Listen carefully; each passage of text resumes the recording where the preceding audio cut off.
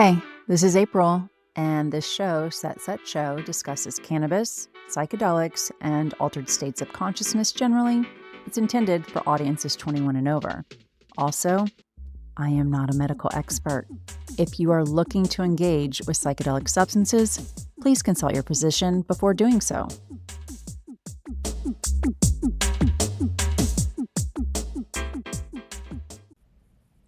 Welcome back. I'm April Pride, your host of SetSet Show, a resource for everyone curious to safely explore the use of cannabis and psychedelics for their clinically proven therapeutic potential and beyond. If you like what we share on the show, please rate and review us wherever you listen to podcasts. This second part of my conversation with Kaia Roman, we delve deeper into the practical aspects of ketamine therapy. Kaia explains the importance of proper guidance, dosage, and integration when using ketamine for mental wellness. We talk about the benefits of at-home ketamine therapy, who it's best suited for, and the future of mental health support. And for our Seattle listeners, are you curious about how psychedelics are revolutionizing mental health care? Join me for the next session of Psychedelic Salon on Monday, March 3rd at Town Hall, Seattle. This month's topic, Psychedelics and Depression, focuses on the transformative potential of psychedelic-assisted therapy for mental health. We'll dive into the latest clinical findings on how psychedelics like psilocybin and ketamine are being used to treat depression, including major depressive disorder, treatment-resistant depression, postpartum depression, and PMDD. Local experts will share groundbreaking research and discuss the therapeutic mechanisms behind these treatments, giving you a deeper understanding of how they're reshaping the mental health landscape. Whether you're looking for new ways to manage your mental health or simply curious about these novel therapies, this salon offers valuable insights into the science and promise of psychedelics for depression. Tickets are limited, so reserve yours at townhallseattle.org, which I've linked to in today's show notes. Of this Psychedelic Salon is hosted by me, and it's at Town Hall Seattle on the first Monday of every month. Sign up for our newsletter to be the first to know about each month's topic and our featured guests. Now join me as we uncover the science and story behind ketamine therapy with Kaia Roman. So, ketamine is a dissociative, right? You just explained that at home, the doses are not really that high in order to dissociate. It feels true to me. I've never consumed ketamine. When you were describing it earlier, it sounded like that twilight period when you take a sleeping pill. Well, ketamine is an anesthetic. They use it in surgery to put people to sleep. So it is that beginning phase when you start to leave, but then you stay right there. And if you've dissociated, you would know it because it's pretty remarkable to actually forget who you are and forget where you are. To be afraid. Something like PTSD or anxiety or depression, that is a huge relief. Even just to get 5 minutes or 10 minutes or 45 minutes of I'm not connected to my problems right now. Then when you come back, that relief can be sustained. And yes, you're not afraid because it's blissful. I had the opportunity to work with the basketball player, former Kardashian family member, Lamar Odom, and sit with him many times during his ketamine treatments. And he describes it as going to heaven. And he was addicted to cocaine for many years, famously. And it wasn't until he did ketamine treatments and did an ibogaine treatment down in Mexico that he was finally able to stop his addiction. But just as an aside, it's a very peaceful experience. So what I wanted to ask is I was concerned because the audience that I really speak to is women and your interests, I believe. And when I think of dissociation, I think of people that I've known that have had sexual trauma, and that is how they experience a sexual encounter. Yes. Post. And I can relate to that as well. So that was my concern is that we are shipping lozenges to women and then they find themselves alone, dissociating, and they're triggered, right? So I was talking to a woman who is the director of Field Trip Health here in Seattle, Dr. Bridget Carnahan. She's a guest on this season of the show. And she was saying, yeah, you would definitely want to have your therapist lined up. Or actually, maybe it was Lauren Swanson who said that from WonderMed. And it just felt like, to me, that should be on the homepage. Yeah, interesting. Right? But if you can't dissociate, if you're saying that's the likelihood of that is quite slim with these lozenges, then maybe it's not as much of a concern. But I do hope that is something that when you're having a screening to have an infusion or to have intramuscular injection that they're talking to you about, this could bring up. And those memories. Yeah, let me speak to that a little bit. First of all, I hope that no at-home ketamine company is encouraging or giving the okay for people to do this at home alone. I don't think that anybody should do it. Everybody should have someone with them that they feel safe with. And like with Keta MD, we have a nurse over telemedicine watching people, taking their blood pressure ahead of time, watching them, monitoring their breathing, checking their vital signs after. I think that's the safest. Then with the dissociation, it's actually unknown how important it is for the effect. There's in the scientific community and the medical community some disagreement about whether the dissociation is important or not. There have been some studies that say one way yes and one way no. For me personally, I just think it's a pretty amazing experience. And when you want to dislocate from, say, negative thoughts, it is essential. However, also speaking as a person who has experienced sexual trauma and dissociated during that experience, I can only speak from my own experience. They're two very different things.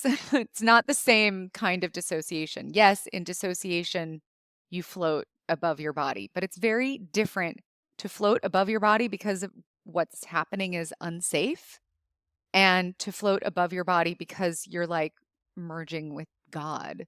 And actually, I think that could be very healing for the dissonance of the previous dissociative experience. And I'm only one person who is not a doctor or official researcher. I just have a lot of conversations with people about their ketamine experiences. And given that so many women, unfortunately, have had some kind of sexual trauma, I would have thought that somebody would have brought that up to me at this point, because I literally ask people, tell me your ketamine experience. Like I ask people to tell me their birth stories. I just love it. I love hearing these stories. I love hearing people's psychedelic medicine stories. And so I've heard probably thousands of these stories, and nobody has ever brought that up. I think it's an amazing point. I'm really glad. I actually hadn't considered it before, but I can just speak from my own experience. It was not triggering for me in that way at all. The kind of dissociation that you have with ketamine is like a exhale. It's like a relief, like you can let go. You're not escaping something. You're letting go. You're surrendering to something beautiful. So it's a different vibe. So your ketamine treatment was, when you had your treatment, had you spoken with your now ex-husband about the fact that this was going to be happening, or you had the ketamine treatment and then came home and said, I want to do this? When I went to do the ketamine treatment, he knew, because I had to go to Florida and leave him with the kids. So he knew that's what I was going to do. And he knew that I was struggling. I was suicidal. And that was the main thing that I had heard. Ketamine can break suicidal ideation immediately, like more than anything. It's an awful feeling. If anyone out there who's listening has ever been in that state where like your rational mind knows that would be really stupid to kill myself. Like I've got kids. I'm sure there's great things still ahead of me in my life. I have a lot going for me, but then you just really don't want to live. It's terrible. And he and I were going through a divorce, but he didn't want me to kill myself. So I was like, look, I think I need to go do this. And he was supportive of me doing it. And actually, he was willing to go and do it himself after he saw how it helped me. So I think that was great. I think that really helped our divorce, actually, both of us, to be able to get through it. They list divorce as one of the most stressful life activities, right? The most stressful life experiences that we can ever go through. And I think there was a lot of us, like divorce rates skyrocketed during the pandemic because we're all stuck with each other. So yeah, now I can laugh at it. Yeah. So hard. Our story Yeah. is similar in that we both had decided before that lockdown set in. Right. So I knew where this was going, and the only way to live through it was to live through it, right? Yeah. And to be there and be super present, because there was no other change to be made. And Yeah, that's a really humbling experience. Did Yeah. you have your ketamine treatments during your divorce as well or after? No. Yeah, so I moved out September 2021, and it wasn't until this September of 2022 that I had my first lozenge. Okay. I was called by WonderMed because they were curious if their lead clinician could be a guest on the show. And I had already been researching ketamine and was really concerned about the addictive qualities Yeah. and wondering, like, how are these clinics just popping up everywhere? And what's the oversight here? And to hear what you said about esketamine was an opportunity for Johnson Yeah. to have IP, right? And yeah. And for them to choose the route of administration that will get you addicted. That's Yeah. not that surprising considering coming from a pharmaceutical company. I Oh, know. it's so frustrating. Yeah. So yeah, you can imagine I was not thinking that anyone's really on the side of the patient. Yeah.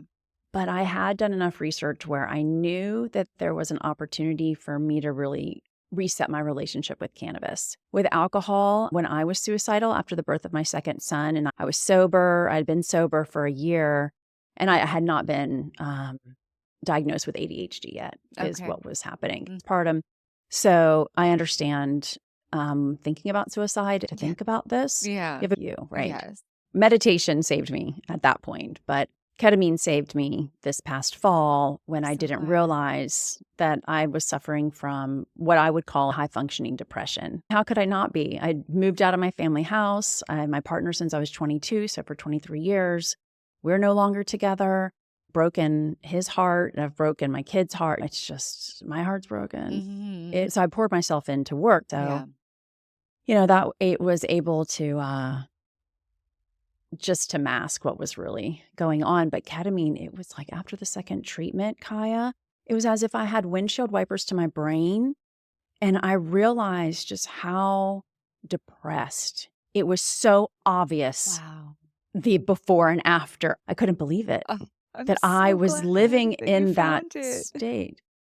Yeah, and you know what I've learned this winter is it's not something where you do it and you feel great and you're done. Yeah. I think it's going to be a series. I need to. Yeah. That is, you are starting to manage your mental health. You're not curing anything, right? Mhm. And ketamine is a tool that you can turn to. You don't have to do, it's not try it once and then you're done. So if you could talk a little bit about what you've learned in terms of protocols and Sure. regimens that you've seen people. First of all, just thank you so much for sharing your story. I'm like brought to tears by it. And I think it's so important for women like us to share these things. People could look at us and be like, oh, you're successful, you're whatever. You thought of, you were suicidal, you battled addiction, heartbreak almost took you down. Yes, these are hard, horrible human experiences. And thank goodness there are tools that can help us. And that's why I do the work that I do too, because I want as many people to know about these tools and to know how to use. But it is important for people to understand that ketamine is not some kind of magic bullet, like you have one treatment and then everything is solved forever. The Yale protocol for treatment-resistant depression is 6 treatments within 2 to 3 weeks because you really have to hit those already formed very strong neural pathways. If you've been in a state of depression for a long time, it's going to take a lot of ketamine to totally rewire that brain. And different people are wired in different ways. Some of us have a very strong negativity bias or a very strong amygdala activity. That means you're like in a state of fight or flight more often than others, often based on the trauma that you experienced in childhood or even the trauma that you hold in your DNA from your ancestors. My grandmother's a Holocaust survivor. I've got some massive trauma in my DNA. I know that my tendency is I can feel better for some period of time and then I'm going to need a booster treatment. And the thing about those booster treatments is it really varies from person to person how often people need them, but most people need them, especially if they're getting off of all their other medications, which is really common once people discover that ketamine works for them. They can get off of their sleeping medications, their anxiety medications, their ADHD medications, their antidepressants, but they might find they need a ketamine treatment once a month, or they need a ketamine treatment once every 3 months. Some people once every 6 months. The only way to know is to monitor yourself and have that level of self-awareness that you notice your symptoms coming back Or, of course, it's helpful if you are speaking with a therapist or a coach, and then there's somebody else who's helping you monitor. But in my experience working with and guiding and just speaking to lots of people about protocols and helping to develop the protocols for Keta MD, is most people need 4 to 6 treatments pretty close together in the beginning. And then they wait, they see how they're doing. Most people feel a lot better. And it's funny, it can be subtle. They can be like, yeah, I feel a lot better. Maybe it's because I like started juicing, or maybe it's because I read this really good book and don't necessarily even see that it was the ketamine. But if you only do the ketamine and you don't change anything else, then it'll be more obvious. Most people, it's like from the outside, it's really obvious. They are like a totally different person. And then you have to watch for those signs that start creeping back in. If it's depression, those days when you're just like having a hard time getting out of bed, if it's anxiety and those intrusive thoughts, you will notice them. You're part of my club. PTSD or addiction or whatever it is, and then just get on top of getting the booster. Don't put it off, because these are just brain patterns. But honestly, I wrote my book, The Joy Plan, about biohacking your brain to experience joy. And that's literally what these tools are. Ketamine and other psychedelics are tools that we can use to biohack our brains to experience joy. And what I love about ketamine is that it's so safe.